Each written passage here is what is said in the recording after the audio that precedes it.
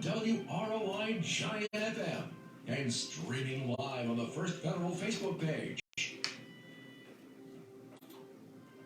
It is a beautiful Friday morning, 61 degrees, a little cloudy out there, but not too bad. It's time for the First Federal program, and as I said earlier, hosting this week, we've got Tanner Lee. Morning, Paul. Good morning. It is a beautiful morning. Like you said, it is a little cloudy out, but it's not raining. Yeah. At least right now. I do see there is some rain in the forecast this weekend. Isn't there every weekend anymore? You're right. It is July in Indiana. Who am I kidding? Exactly. But temperatures look to be in the mid to high 70s this week, so it's not going to be too hot and not too cold, so it should be a nice week. Yeah, good weekend to go play some golf. There you go. Every weekend's a good weekend to do that. Unless there's snow on the ground. Yeah, that is true. That is true. Did you have a good week, fourth weekend? Yes, absolutely. Got to go to several different fireworks shows. You kind of did the firework tour, didn't you? Yeah. Had some last minute changes. Didn't make it to Culver, but made it everywhere else we were planning to go. So Kiwanis, Akron, Rochester, those are three? Yes. Good deal. Good weekend. Yes. So hopefully everybody had a fun, safe 4th of July holiday weekend. Yeah. Well, Dr. Jeffrey Sheedy of Woodlawn Hospital, their Orthopedics department, is joining us this morning. So I got a trivia question kind of involving Dr. Sheedy for you, Paul. Uh-oh. Dr. Sheedy played basketball at the University of Alaska Anchorage. What is Alaska Anchorage's nickname? I'll give you 4 choices that you can think about over the duration of the show. The Nanooks, Humpback Whales, the Sea Wolves, or the Moose? Okay, I'll think about this. Yes, I'll let you think about it. I should know this because I've been in his office before, so. Testing your memory here. Yeah. I got some sports to report this morning. Of course, not really anything locally since schools are on summer break. And there's a lot of travel ball going on, but I don't have any results. But I got a lot of national results here. Starting with the NBA Finals, the Phoenix Suns took a 2-0 lead on the Milwaukee Bucks last night. Won by a score of 118 to 108. So high-scoring game. But that series will now be going back to Milwaukee at the Fiserv Forum. Okay. So the Bucks need that home court advantage. Yes. The trip out west hasn't treated them well through the first 2 games. But and they can't blame it on the lack of their star player, the Greek freak, Giannis. I'm not even going to try to pronounce his last name. I know Todd's wanted me to, but he has played the first 2 games, just hasn't played like his usual self, really. But Chris Paul and company of the Suns and Devin Booker has been playing really well. So we'll see. Suns are going for their first title ever. Bucks, their first one since '74. Wow. So it's nice to see a little parity this year in the playoffs and the NBA Finals. The NHL wrapped up another season. The Tampa Bay Lightning won their 2nd consecutive Stanley Cup.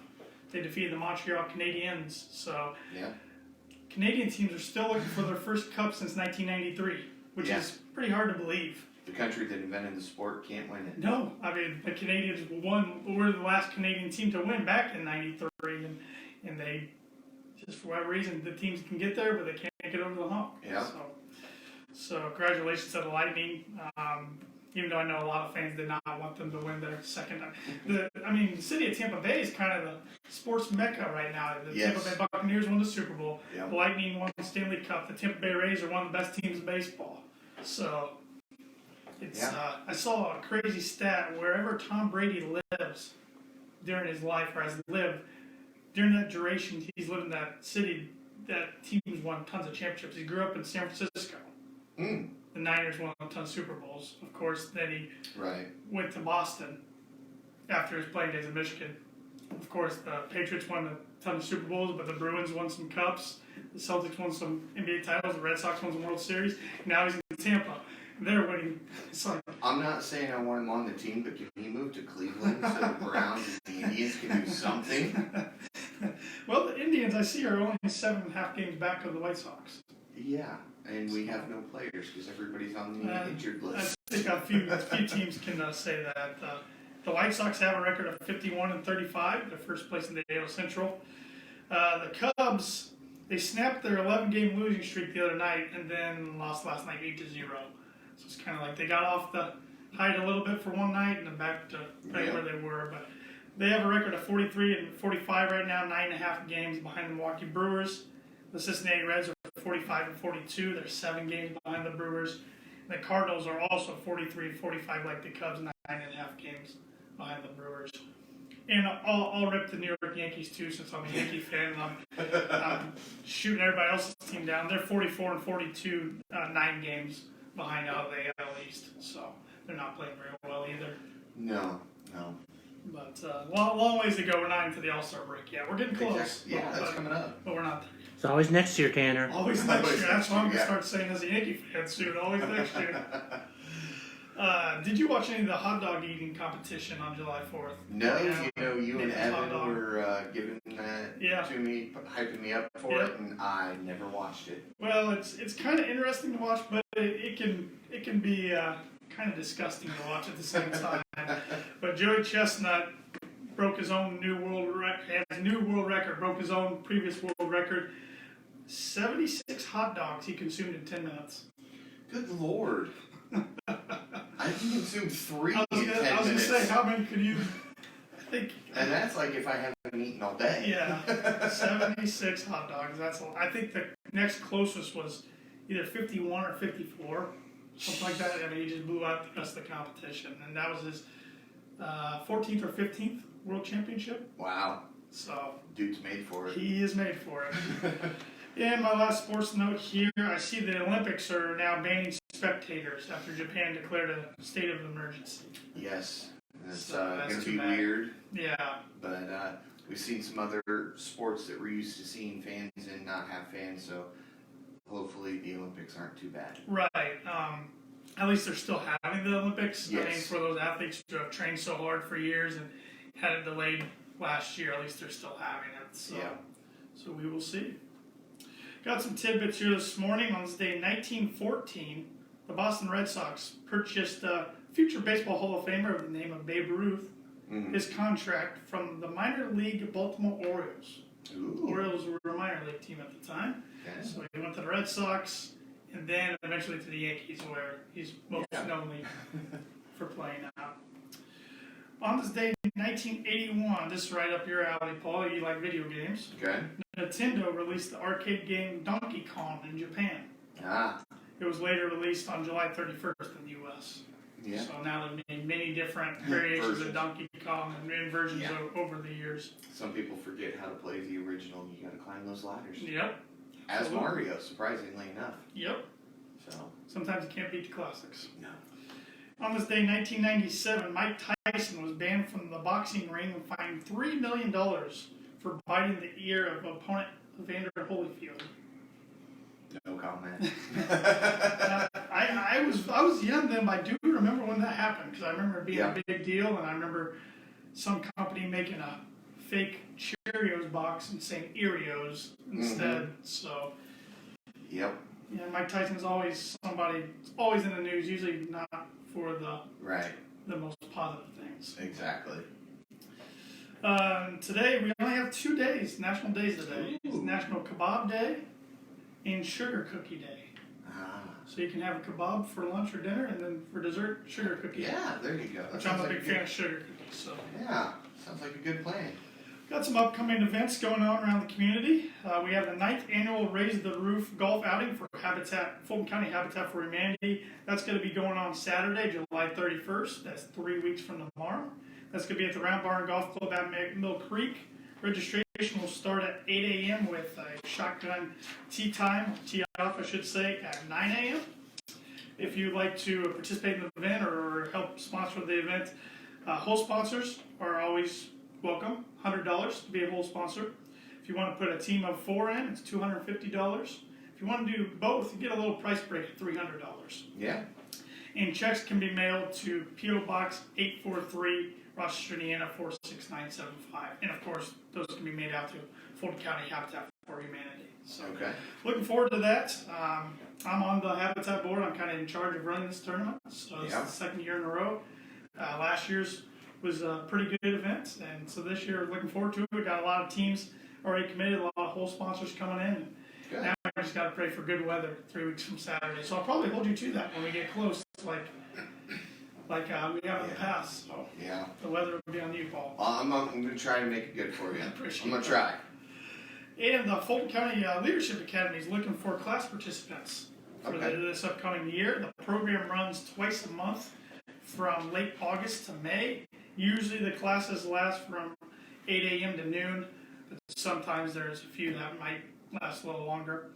It's open and limited to the first 18 applicants, and classes start on August 31st.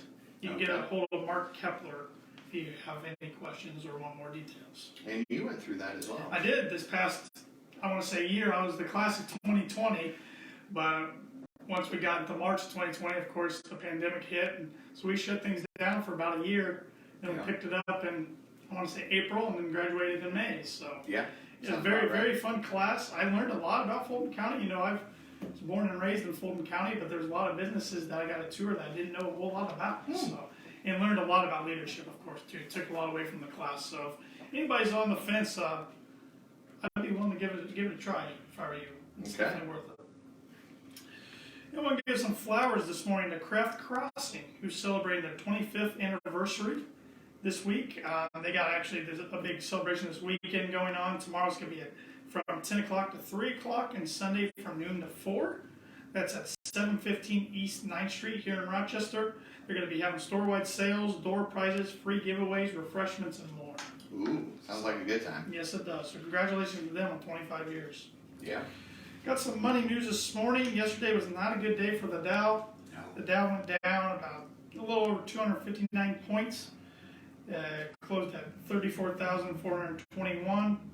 But the futures are up this morning, 198. Okay. So looking for a bounce back. They're at 34,492 this morning. As Mr. Dick Belcher likes to say, this could go up or down. We'll see today. There's a lot of things that can influence it. I know yesterday a lot. They even brought up the Olympics being part of it yesterday. Oh, really? Yeah, a little bit. So just a lot of worry about maybe the global economy still. With COVID still running rampant in some parts of the world. Yeah.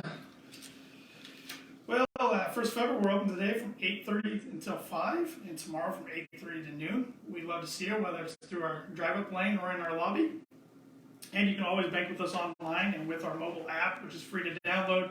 Whether you have an iPhone or an Android device, go to the Google Play Store or the App Store and have a First Federal Savings Bank for the white star with the green background, and you can download that. And you can do a lot of things from direct depositing your checks right into your account to person-to-person payment through Zelle, checking all your account balances. You can do quite a bit straight from your fingertips. So give that a download if you haven't already. And our ATM is always open 24/7 as well. And if you're out of town and there's no First Federal ATM, and in the past maybe you were out of luck without getting an additional fee. Right. So now we're part of the MoneyPass system. So you can go on moneypass.com and look up to see what ATMs are available in that area that are also on the MoneyPass network, and you can get cash out of there without a service fee charge. So, Awesome. yes. Still got our summer purchase special going on. This will go on through the end of the month on July 31st. For all purchase fixed rate sellable loans that are disclosed through July 31st, First Federal will give a lender credit of $500 towards standard closing costs. Yeah, that's a nice little deal. Yes, it's a nice little deal. It's been going well for us. And so if you're on the market looking for a new house, take advantage of that deal. Yeah, and get pre-approved because houses are going quick. Yes, absolutely they are. They are going very fast.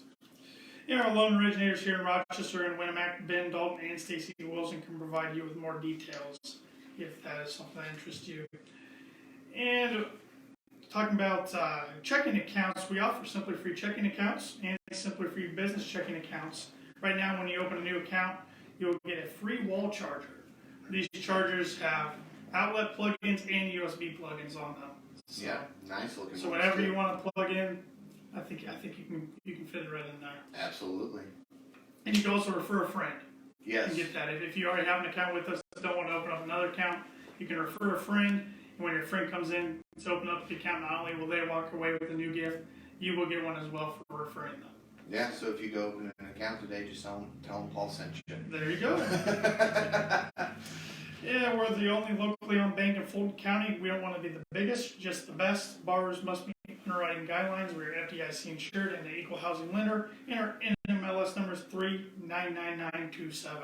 And that makes us legal. That makes us legal, and we're ready to get to the meat of our program, which is Dr. Jeffrey Sheedy of the Orthopedics Department at Woodlawn Hospital. He's our guest this morning. Good morning, Doctor. Good morning to you. Thanks for having me Hey, on. thanks for joining us this morning. So first off, I want to ask you a few questions to let our audience get to know you a little bit. How long have you been with Woodlawn Hospital?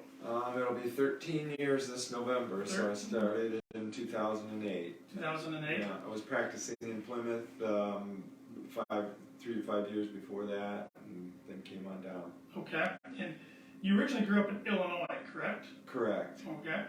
And then how did you land up at Alaska Anchorage? Oh, well, I grew up always loving the outdoors, and it really intrigued me. And my brother was up in Anchorage at Fort Ridge as a military policeman, and so I ended up going up there and pursuing college at the University of Alaska Anchorage, and walked on to play basketball. So it worked out really well for me. Yeah, I believe last time I looked, you're on their you're fifth on their rebounding list.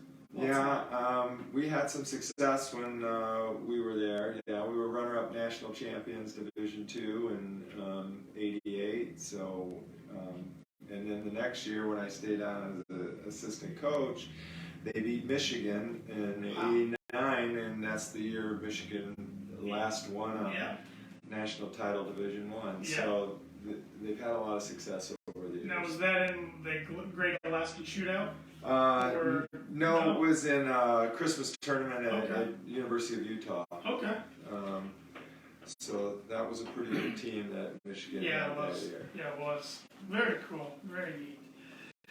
Going back to Woodlawn Hospital, how many people are in the orthopedics department? We have 4 providers. There's myself and then Dr. Rombach, and my guess is she's probably been at Woodlawn for 20 years now. Been down here quite a long time, built up a nice practice, and that's who I originally joined. And then we have 2 nurse practitioners, Teresa Perkins and Jenny Hensley, that are very supportive and see patients and help us out a tremendous amount. Speaking of patients, are you accepting new patients at this time? Yes, we are. We've started over the past couple of years, same day, next day, let's get you in and get you taken care of, and it's working out really well for us. Yeah, that seems to be a huge thing, of course, amongst patients. They want to get in and out as quick as possible, but of course get the right treatment. Right. The expectation is to be seen quickly, yes. Yeah. And understandable, when you're in pain or having a problem, you want it taken care of as soon as possible. Yeah, nobody likes to be in discomfort, that's for sure. Yeah. So we were talking a little before we got on the air about technology changes you've seen over the years. Can you hit on that a little bit? Well, I've been doing this a little while myself, and there's always minor changes. I talk to people about when I first started, I had to be careful how hard I tied my knots in surgery because the suture would break. And I thought it was quite a breakthrough when they found something that no way it's breaking. So there's minor changes like that, and then now moving more into the robotic assisted surgeries. The hospital just purchased the ROSA system from Zimmer Biomet, and so computer navigation, all these things are blossomed since I've been in practice. And when you're talking about the ROSA system, how much training is involved to learn how to operate something like that? Well, we've been lucky that we're so close to the hub of orthopedics over in Warsaw. There's 5 Fortune 500 companies over there, and most of them are involved in orthopedics in one degree or another. So we were able to do most of our training right there. They set up labs, and they bring people to Warsaw from Chicago, Indianapolis to help train. the good thing about the ROSA is it doesn't change mostly what we're doing from a surgical standpoint.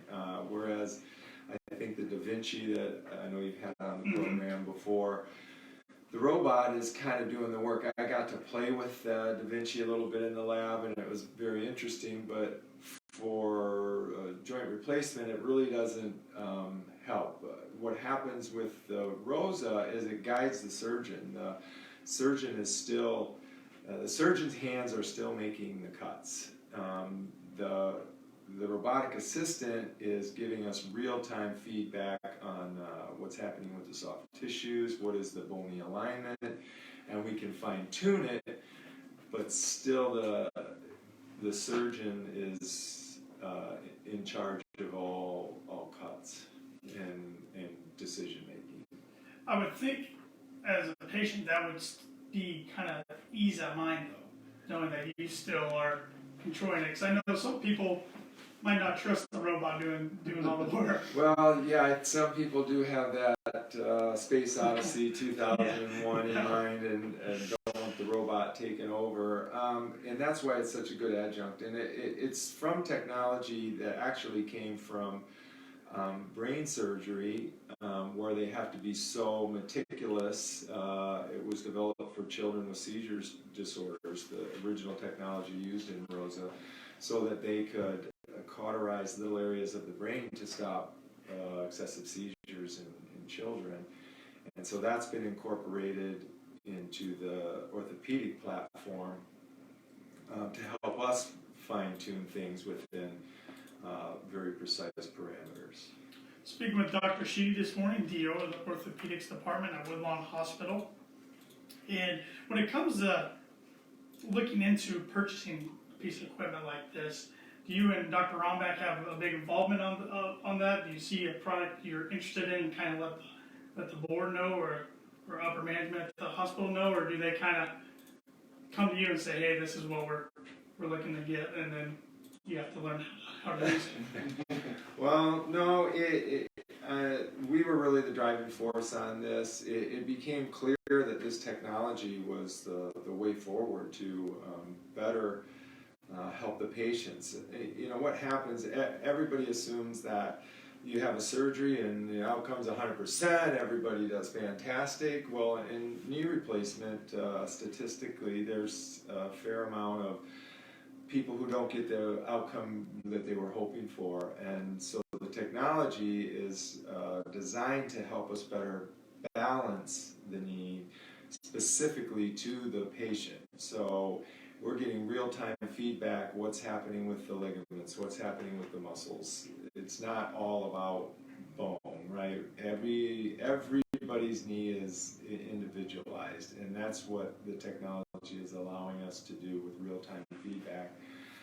So we kind of saw that coming and wanted to get in on the front end, you know, and so, you know, we're so close to Warsaw, and we teamed up with the good folks over at Zimmer Biomet, and it's a large purchase, Sure. You know, so yeah, the whole board was involved.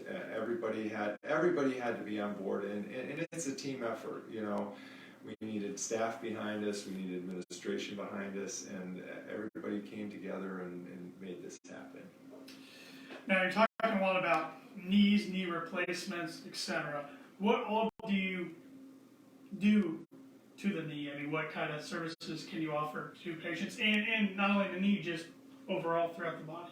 Well, I mean, we'll start with the knee specifically. You know, we don't always jump right to joint replacement. Yeah. We've got a lot of conservative. We've got a great therapy department at Woodlawn Hospital. Many times, therapy is all someone needs to work on flexibility and strengthen extremities. So if that fails, we've got a little more invasive things we can do, like injections that might help, or temporarily give relief, or even sometimes permanent relief. So it's kind of an escalating process and we're available through all phases of that for all joints, really. to provide conservative care and, when necessary, surgical management. Do you see a lot of ACL injuries or that sort of thing, or Yeah, not so much? soccer season, football, basketball. Yeah, we do a fair number of intercruciate ligament reconstructions and and shoulder. Shoulder problems are pretty rampant, and we're available for that as well. So pretty much any extremity musculoskeletal injury, we're ready for you. And the ACL injury itself, it's amazing how technology over the years has helped kind of prolong people's career, if not save their careers. I mean, you look back at someone like Gale Sayers, when he tore his ACL back in the day, was kind of end of his career, but now with technology, people come back pretty fast. Yeah, you've got your Adrian Peterson, who's back in 6 months and running all over the NFL, and there's a lot of examples of how careers have been restored with the new technology. And ACL is also, like you pointed out, technology that's come along definitely over the years. Yeah. What are some other technological-based things that you've seen change a bunch from either at Woodlawn from 2008 till now, or since you've got into the world of medicine? Well, as we refine instrumentation, it seems like we've been able to be very minimally invasive. Now, I look at the incision that I got as an 18-year-old to fix a broken arm, and what we're currently using, and it's less than half the size.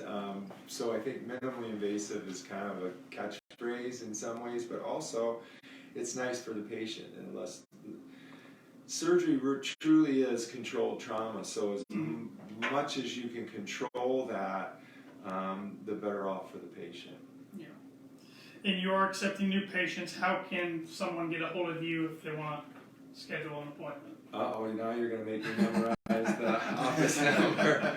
We're 224-9525, and you can give us a call and get in there as soon as you can. Today, I'm in the office if you need to be seen, and we're back in business on Monday through Friday. There's someone in there who can get the ball rolling for you. Dr. Rombeck and I can't always be in the office, but there is always someone in the office, like I said, with our nurse practitioners, and they're great. Is there anything else you'd like to plug or speak on this morning? I'd just like to, give a shout out to everyone over at Woodlawn through these challenging times, keeping the faith and sticking with the hospital and making everything work through all the challenges that have come over the last year and a half. I think morale has stayed very high, and a lot of loyal employees, and it really is a team approach. You have to have an administration like we have that is community-based and focused and wants what's best for the community. And to me, that's what makes Woodlawn shine. Just its stick-togetherness, and administrative department has your back, and everybody works together.